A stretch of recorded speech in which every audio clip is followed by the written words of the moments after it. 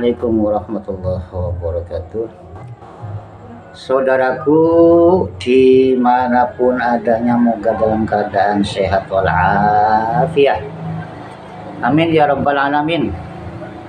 Saudaraku, sekali lagi saya bukanlah seorang ulama, bukanlah habib, bukanlah sayyid, bukan ustadz, bukan pendakwah atau penceramah. Saya hanya pecinta ulama. Tetapi terkadangan, mohon maaf, perkataan saya ini kadang kurang ajar. Kenapa?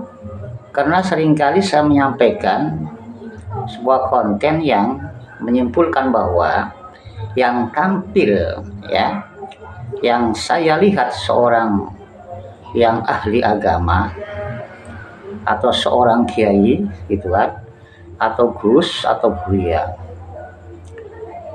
saya katakan beliau-beliau ini bukanlah ulama menurut pandangan saya. Setelahnya saya melihat sikapnya, isi ceramahnya, ya, ekspresi dalam dakwahnya, ya, sikap perilakunya, ya, saya katakan bukan ulama.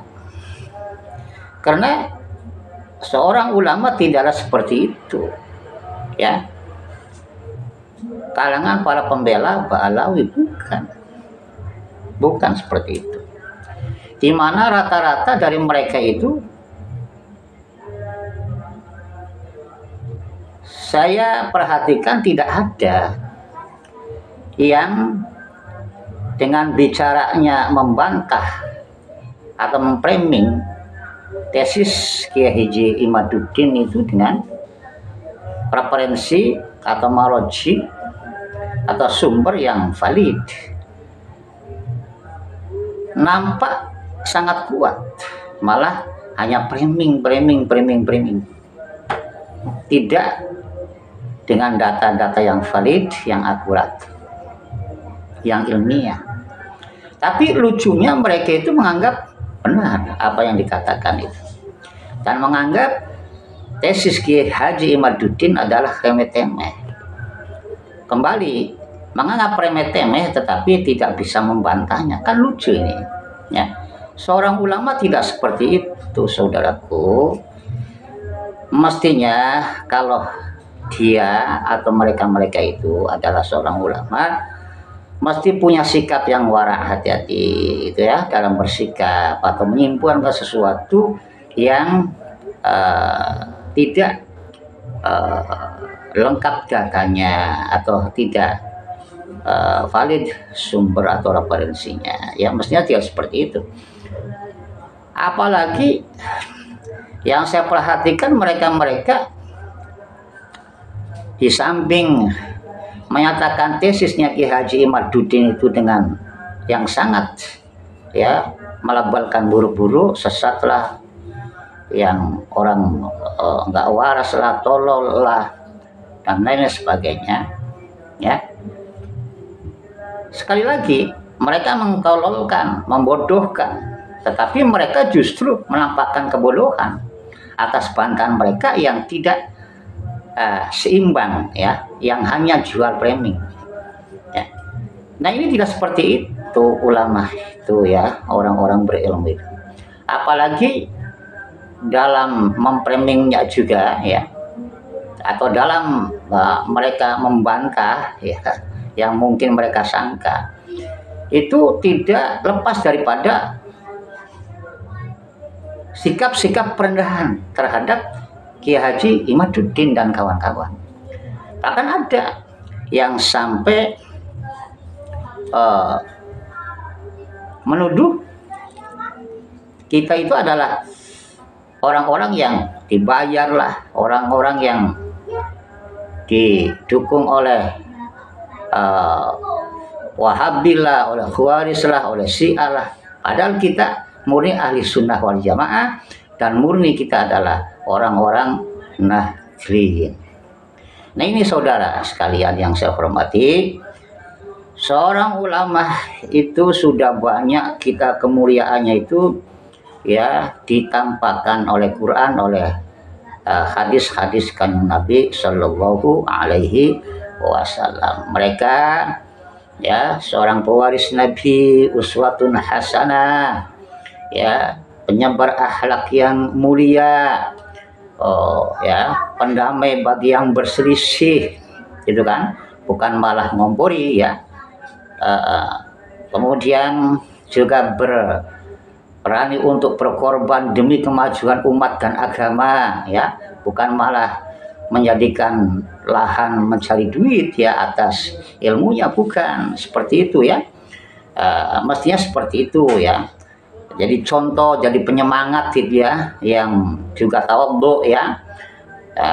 Kita mau contoh orang lain supaya kita tetap asor ya, tidak sombong, karena sombong itu bataratul haq wa khamtun nas itu adalah sifat setan ya, yang tidak boleh itu kita tiru, dan itu sangat membahayakan. Yang sekarang ini marah itu ya, dipamer-pamerkan itu ya, merendahkan orang lain, mengaku diri mulia, itu sifat sombong, sifat iblis itu ya, yang tidak boleh diikuti siapapun orangnya itu, gelar apapun, keturunan apapun, haram diikuti. Kenapa? Orang sombong itu hanya akan menjebloskan kita pada kesesatan di dunia wal akhir. Saudaraku yang moga dimuliakan Allah, sangat banyak sekali ciri-ciri, tanda-tanda atau kriteria daripada ulama, bukan hanya faqihu fiddin, luas ilmunya ya. Luas ilmunya dari pemahaman ilmu Quran yang meliputi ya qiraatnya, tartilnya, adabnya, tajwidnya dan lainnya sebagainya, kitabnya juga banyak ya. Termasuk juga tafsirnya ya, termasuk juga untuk memperjelas makna-makna ya, yang dimana Al-Quran itu terkadang satu kalimat itu banyak sekali makna-makna yang terkandung ya, tujuan dan arahnya yang hanya diketahui orang-orang yang mungkin sudah dibukakan hati Allah, kasyif basyirah atau futuh, atau mendapatkan nasrul ilm ya, pertolongan ilmu. Tetapi secara syariat ya, untuk memahami makna-makna Al-Quran yang terkandung itu adalah ilmu tentunya yang meliputi, yang mengait ya pemahaman makna-makna Quran, seperti ilmu nahwu ya, atau ilmu akhlak gitu ya. Ya, bayan ma'ani ya, ilmu mantek, ilmu balaghah, itu yang harus dipahami, yang punya peran masing-masing dalam bagaimana kita memahami Al-Quran dan hadis juga seperti itu ya. Kalau Al-Quran itu adanya asbabun nuzul harus juga kita pahami ya. Kalau dalam hadis itu asbabul wurud itu juga kita pahami ya. Bagaimana kita itu memahami juga perawi ya, perawinya ya, bagaimana juga derajat hadis yang sahih, yang mutawatir, yang shaib dan lain sebagainya. Juga bila perlu memahami juga kitab Syitta ya, bukan hanya dari kitab-kitab Bukhari, Muslim, tetapi juga banyak sekali ya, Ibnu Majah dan sebagainya. Ilmu tauhid juga seperti itu, pemahaman dari dasar sampai tingkat ya, yang tentunya di sana itu ada batasan-batasan ya, ada batasan-batasan yang dalam hal ini kita berkiblat pada Asy'ariyah Al-Maturidiyah ya, dan tasawuf kita kepada Syekh Al-Junaidi As-Sibli, Asy-Syaikh Abdul Qadir Jailani, dan fikihnya kita berkiblat kepada Imam Syafi'i, dan juga kita muliakan ya para mustahid yang lain ya. Pemahaman ilmu ulama itu ya, bukan hanya ilmu Quran tetapi ilmu tauhid, ilmu tasyawuf ya, juga ilmu fikihnya sampai usul fikihnya itu dipahami juga ya. Dan ilmu-ilmu yang lain tentunya ya, kalau kita bicarakan di sini tentu akan habis waktunya ya. Tetapi di samping pemahaman ilmu yang melaut atau yang luas, juga harus punya sikap zuhud, artinya mereka itu hidup dalam sederhana ya, bukan kita kemudian menumpuk harta atas dakwah kita ya, bukan kita kemudian ilmu ya dijual belikan ya dengan berharap harta, dengan harap keduniaan ya. Iradatun nafa'id akhirah bi amalil akhirah, mestinya seperti itu ya, atau iradatun nafa'id dunya bi amalil akhirah, itu berbalik-balik, silakan itu ya maknai sendiri ya. La abi'uddin fid dunya, itu harus punya moto seperti itu. Kita tidak mau ya jual agama dengan dunia yang nilainya remeh temeh gitu ya, seperti itu ulama ya yang seperti itu.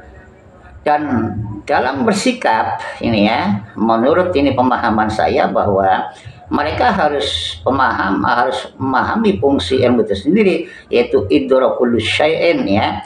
Jadi ilmu itu untuk mengetahui tiap sesuatu yang bil yakin ya, bil haqiqah al yakin wal ma'rifat, dengan cara ya kita melihat yang nyata ya, kemudian bisa menjadikan kita hakul yakin kebenarannya, kemudian kita juga melihat ya manfaat dan merasakan manfaatnya pada diri kita, pada keluarga kita, pada umat sekalian. Nah ini ya, jadi orang-orang berilmu itu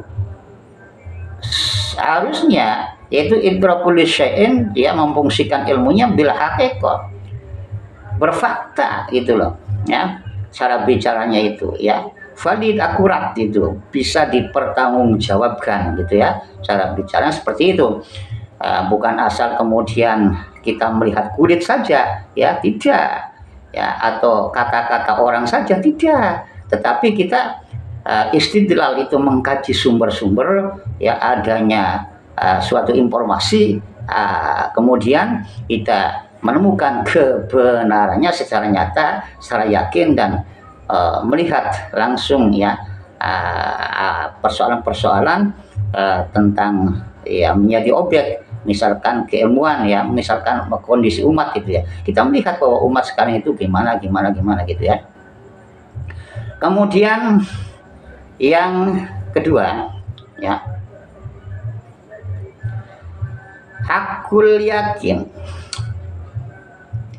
Seorang ulama akan menjaga hatinya, yang dimana hati ini adalah tempatnya ilmu ya, yang manfaat.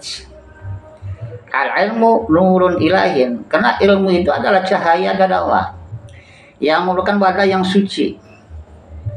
Tetapi ilmu atau cahaya dari Allah itu la yu'ta li'ashin, tidak akan diberikan kepada orang-orang yang maksiat, baik itu dalam hatinya maupun dalam segi syariatnya. Saudara, yang kita perhatikan para kiai-kiai pembela Ba'alawi itu ya, rata-rata ini tegas, rata-rata ini cara bicaranya itu tidak dengan data yang valid, cara bicaranya itu suka merendahkan, merasa benar sendiri. Ini adalah alamat batin ya. Jadi zahir itu alamat batin, dalam artian bahwa mereka secara terkadangan itu ya paling benar, kemudian meremehkan yang lainnya itu ya, bersikap pongah, angkuh, sombong itu, padahal yang disampaikan hanya framing. Itu menunjuk bahwa mereka itu jauh daripada tanda-tanda seorang ulama ya, tanda-tanda ilmunya yang manfaat. Malah saya katakan bahwa ilmu mereka itu terkotori ya oleh kesombongan ya, dalam hatinya oleh kepongahan itu, oleh merasa diri paling mulia, kemudian memandang pendapat yang lain itu remeh temeh ya. Itu yang saya katakan bahwa mereka ini jauh daripada tanda ulama.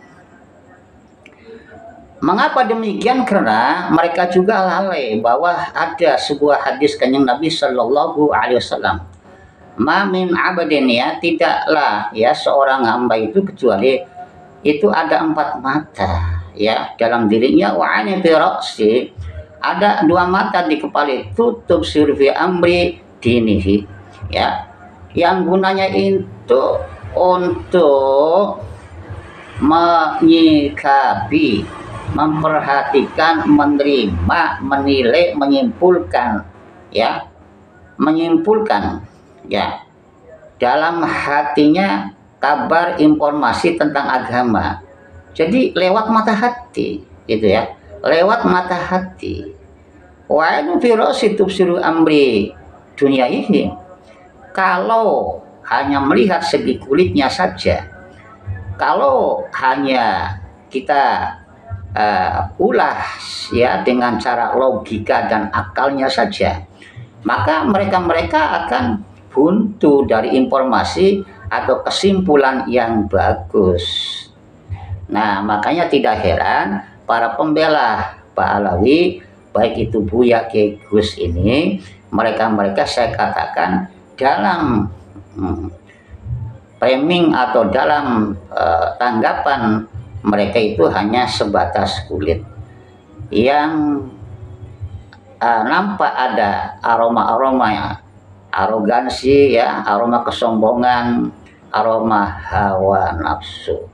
Makanya itu saya bilang mereka ya, para pembela itu tidaklah patut untuk menjadi panutan, karena hal yang paling urgent dan penting ya, adanya informasi bahwa Habib itu ya, oknumnya ada yang membelokkan sejarah Nusantara, membelokkan sejarah NU ya, memalsukan makam, mendoktrin umat Islam Nusantara ya, untuk mengikuti cinta buta kepada mereka, kemudian iming-iming surga, husnul khotimah, syafaat, padahal itu adalah dusta ya.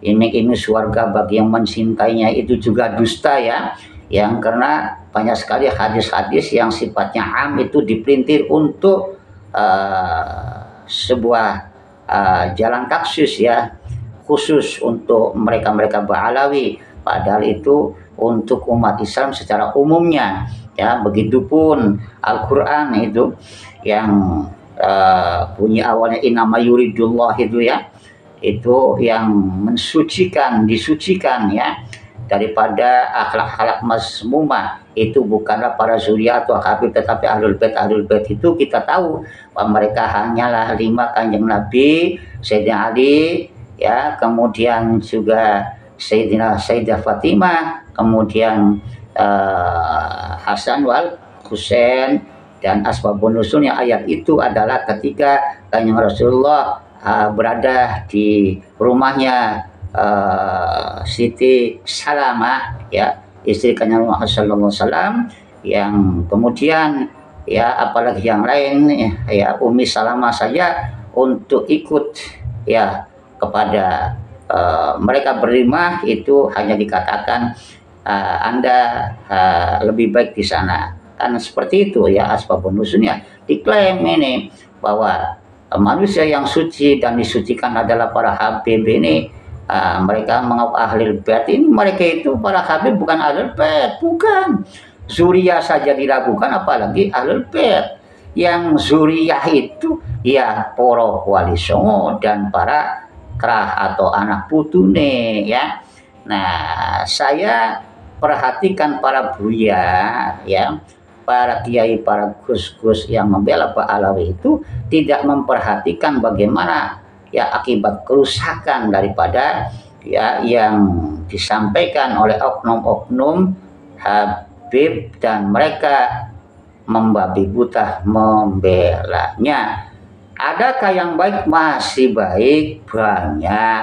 Tetapi ya kita juga tidak boleh menafikan bahwa kalau mereka itu ya sedikit jauh pelesiran, betapa juga banyaknya para habib yang tampil berceramah, namun isinya kalau bukan dongeng hanya doktrin-doktrin atau provokasi, atau juga mengadu umat, atau juga tuh ya yang mempersekusi dan lain-lain sebagainya. Ini tidak diketahui atau pura-pura tidak tahu oleh para buya, kiai, para gus-gus pembela Ba'alawi ini. Malah yang disibukkan adalah hanya bikin framing untuk merendahkan, membantah, menentang tesis Kiai Haji Ahmaduddin atau perjuangan para penerus nasab dengan tidak ada data yang valid. Tidak ada data yang akurat, tetapi mereka sepertinya puas. Inilah ya yang saya katakan bahwa mereka bukanlah ulama, hanya ahli bicara atau ahli ceramah atau ahli bicara. Ya, kembali lagi saya omongnya diulang ini ya. Jadi mereka nggak pantas ya untuk menjadi panutan saudara. Ayo kita kembali ke Kiai Kampung lah ya. Kembali ke Kiai Kampung, insya Allah mereka berjuang dengan tulus dan insya Allah mengutamakan tatanan atau pelajaran akhlak mulia, taqwallah, dan saling menghargai satu sama lain, dan tidak mengajarkan baik pada diri dan keluarganya, apalagi saya untuk menjadi pengagul umat yang kembali kepada watak jahiliyah. Demikian kurang lebihnya, mohon maaf dan apabila ada kata yang kurang berkenan. Assalamualaikum warahmatullahi wabarakatuh.